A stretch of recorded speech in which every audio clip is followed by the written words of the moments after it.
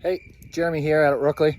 Now that I've got my firewood shed done, the little wood shed is complete and the rain collection has started. A little tap on the bottom there, so you can just fill up a billy, chuck it on the fire for a bit of washing up and washing yourself. Nice and easy. Pulled all this firewood out of the scrub, came down from this dead tree here. Some bush regeneration of this little remnant bushland out front of Bindari. Here's a little track I'm taking to get to that wood. Got a few little Riberry trees that are a native edible. I marked out the holes and now it's time to dig. This little path here that takes me over to where I've been clearing out the bramble from, blackberry, and pulling out some of that wood for my firewood stock. Here's some of the blackberry bramble that I've been chopping out and digging out, and I just chop it up a bit so it composts quicker. So I'm trying to minimize my use of fossil fuels. Of course I got to drive here, but if I use an electric chainsaw such as this Makita,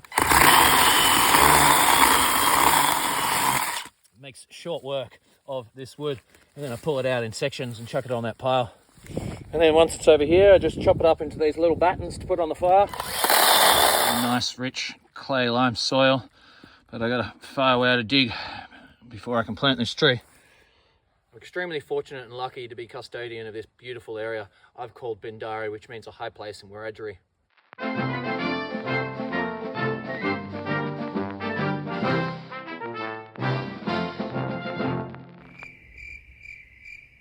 Interestingly, the topsoil goes a bit deeper before it gets down to that red clay down the bottom. And it's a little bit dry in the middle, but still very damp.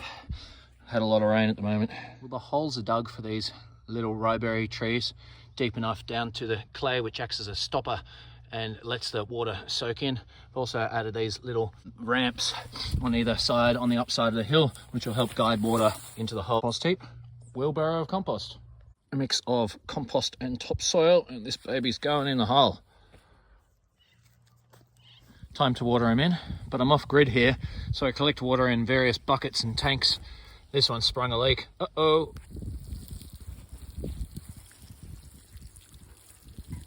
Demi-lunes around each tree to help catch the water that comes down the hill. Good luck, guys, in your new home. Grow strong and true, and feed the native birds and buffer the property from the road and clutter across the road.